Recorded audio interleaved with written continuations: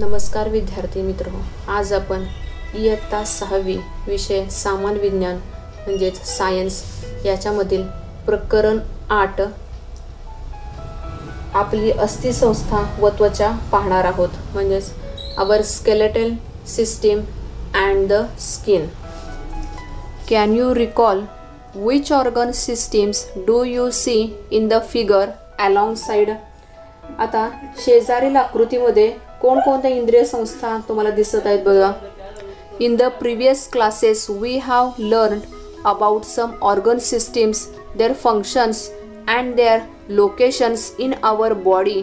With the help of that, complete the following table.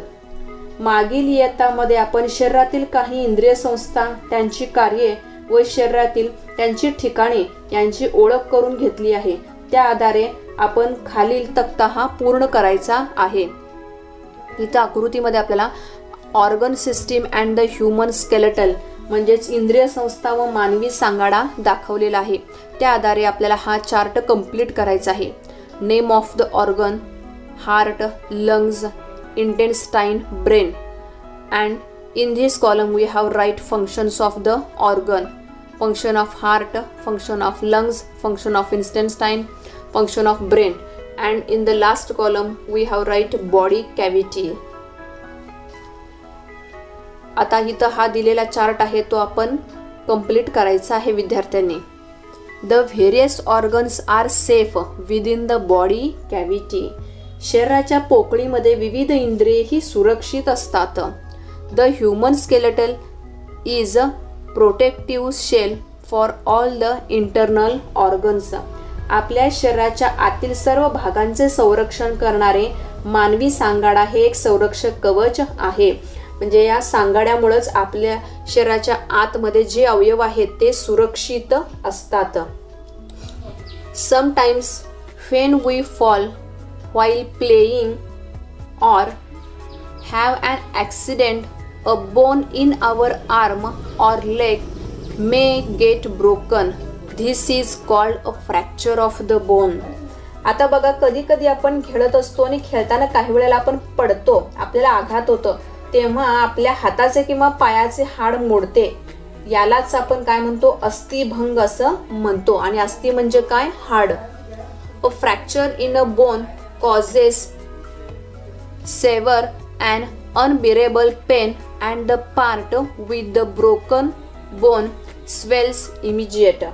म्हणजेच काय, आता अस्थिभंग म्हणजे ज्या ठिकाणी अस्थिभंग हाड मोडलेला आहे, अस्थिभंग झालेल्या व्यक्तीला असह्य अशा वेदना होतात. आता इथं अनबिरेबल पेन म्हणजे असह्य अशा वेदना. आणि ज्या भागाला अस्थिभंग झाला आहे तिथे लगेचच सूज येते. स्वेल्स म्हणजे सुजणे किंवा फुगणे. आणि ज्या ठिकाणी हाड हे फ्रॅक्चर झालेला आहे म्हणजे मोडलेला आहे त्या ठिकाणी पटकन सूज येते. In this picture you have seen a boy with a fractured bone. इथं अस्थिभंग झालेल्या मुलाचं चित्र दाखवलेलं आहे. Can you tell your friend meets with an accident and a bone in his leg is fractured, how will you help? आता समजा तुमच्या एखाद्या मित्राचा अपघात झाला आणि त्याच्या पायाचे हाड मोडले तर तुम्ही काय कराल बरं? After an accident prevent any movement of the fracture part. अपघात झाल्यावर अस्थिभंग झालेल्या भागाची हालचाल होऊ देऊ नये, तो स्थिर ठेवावा. Immobilize it and get immediate medical help. तो भाग आहे तो हलवायचा नाही, पटकन वैद्यकीय उपचार द्यावे. After going to the hospital, an X-ray image is taken of the part which is swollen. आता ज्या भागाला सूज आलेला आहे म्हणजे दवाखान्यात गेल्यानंतर जो भाग आपला सुजलेला आहे त्या भागाची क्षकिरण प्रतिमा म्हणजेच एक्सरे लगेच काढून घ्यावी. क्षकिरण x-ray were discovered by William Konrad Roentgen. म्हणजेच क्षकिरण प्रतिमेचा शोध हा रोंटेंजन यांनी लावलेला आहे. Next, here you have seen an x-ray of an image of fractured bone. and X-ray image shows whether a bone is broken, also the exact spot where it is broken. This helps in providing the proper treatment. आता इथं बघा क्ष किरण प्रतिमेच्या आधारे हाड नेमकं कुठं मोडलेलं आहे हे आपल्याला लक्षात येतं आणि त्यामुळेच आपल्याला योग्य ते उपचार करणे सोपे जाते. Here you have seen the plaster of this boy. आता इथं आकृतीमध्ये तुम्हाला त्या मुलाच्या पायाला प्लास्टर घातलेला दिसून येतो. Next is the human skeletal system म्हणजे मानवी अस्थि संस्था. All the bones in our body are not of the same shape. बघा आपल्या शरीरामध्ये असणाऱ्या सर्व हाडांचा आकार हा एकसारखा नसतो. Every bone is different. प्रत्येक हाड हे वेगळे आहे. All the bones together form A framework or skeleton. सर्व हाडांचा मिळून एक सांगाडा तयार होतो आणि सांगाड्यामुळे शरीराला आकार हा प्राप्त होत असतो. The skeletal gives a shape of the body. म्हणजे स्केलेटलमुळे काय होत असतं आपल्या शरीराला एक विशिष्ट असा आकार प्राप्त होत असतो. All the bones of the body along with cartilage together form the skeletal system. जे शरीरातील सर्व हाडे व कुर्च्या एकत्र मिळून अस्थिसंस्थेची रचना तयार होते. Bones are hard, they are not flexible. आता जी हाडं आहेत ती हाडं कशी आहेत बरं, हाडांची रचना ही कठीण असते, हाडं ही लवचिक नसतात. Bones are composed of 2 main constituents. हाडांची रचना मुख्यत्वे 2 घटकांनी बनलेली असते. Bone cells are biotic while calcium carbonate, calcium phosphate, minerals and salts are the abiotic constituents of bones. अस्थिपेशी या जैविक असतात तर कॅल्शियम कार्बोनेट, कॅल्शियम फॉस्फेट, खनिज, क्षार यासारख्या अजैविक पदार्थापासून हाडे बनतात. Calcium imparts strength to the bones. आता बघा कॅल्शियममुळे हाडांनाच काय होतं मजबूतपणा येतो. म्हणून म्हणतात की हाडे आपली मजबूत होण्यासाठी आपल्या शरीराला कॅल्शियम खूप आवश्यक आहे. Here in this picture you have seen types of bones. Bones of our body are classified into 4 types. आपल्या शरीरातील हाडांचे आकारानुसार प्रामुख्याने 4 प्रकार पडतात. फर्स्ट फ्लॅट बोन्स म्हणजे चपटी हाडं. इथं आकृतीमध्ये आपल्याला चपटी हाडे म्हणजे फ्लॅट बोन्स दिसतात बघा. Second one is small bones म्हणजे लहान हाडे. आता लहान हाडे आपल्या शरीरामध्ये कुठे आहेत त्याची आकृती इथं दाखवलेली आहे. थर्ड इनरेग्युलर बोन्स म्हणजे अनियमित हाडे, त्यांना आकार शक्यतो नसतो, अनियमित असतात ती. अँड लॉंग बोन्स म्हणजे लांब हाड. आता लांब हाड कसं असतं या ठिकाणी ही आकृतीमध्ये दाखवलेलं आहे. The system which gives a definite shape to the body provides support and protects the delicate organs inside the body is the skeletal system.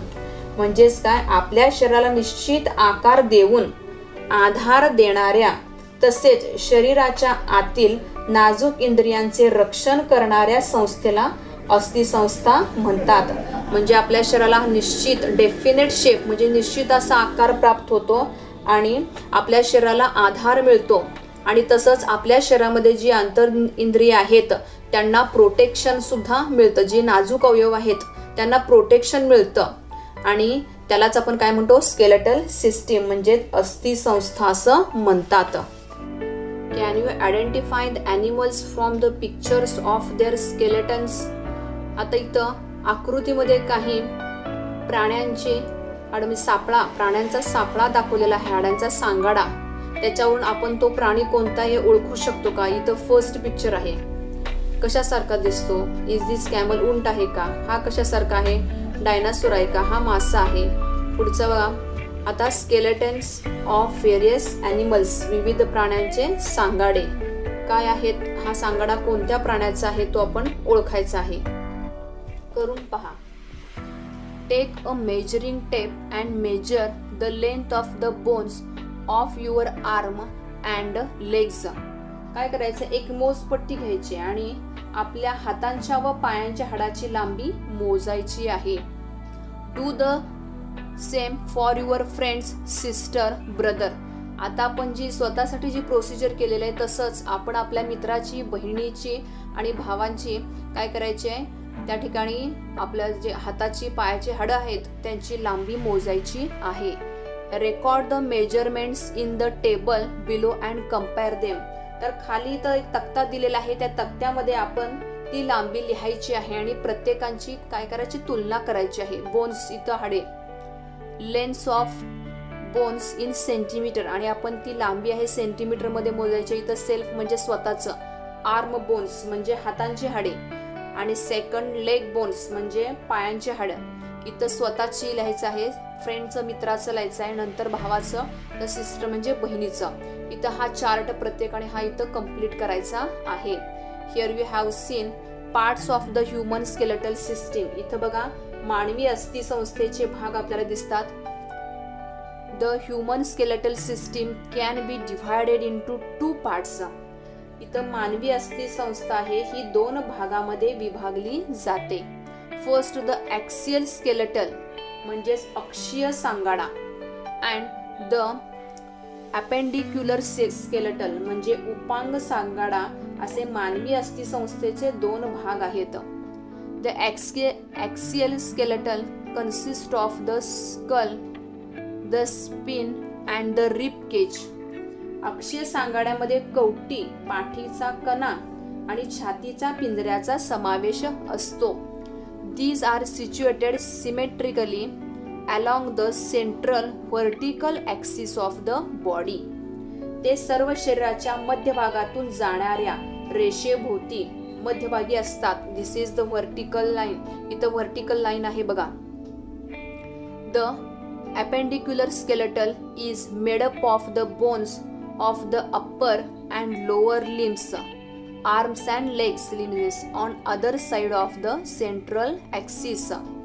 आता इथं उपांग सांगाडा म्हणजे अपेंडिक्युलर स्केलेटल म्हणजे उपांग सांगाडा हा या मध्य रेषेच्या बाजूंच्या हाडांचा मिळून तयार झालेला असतो आणि यामध्ये हात, पाय या हाडांचा समावेश होतो. इथं आपल्याला फिगर मध्ये दिसते बघा, स्कल म्हणजे कवटी, रिब केज म्हणजे छातीचा पिंजरा, इथं आर्म हात, इथं स्पिन म्हणजेच काय पाठीचा हा आपला कणा आहे, लेग म्हणजे पाय. Next, as our body grows the size and length of our bones increases. Such changes in size and length can be seen in children according to age. आपल्या शरीराची वाढ होताना हाडांची लांबी व आकार हा वाढत जातो. लहान मुलांच्या वयानुसार त्यांच्या हाडांची लांबी व आकारात आपल्याला फरक दिसून येतो. However the body continues to grow only up to a certain limit. The bones of taller people are longer. आता बघा, परंतु आता ही शरीराची वाढ आहे ही एका विशिष्ट मर्यादेपर्यंतच होत असते.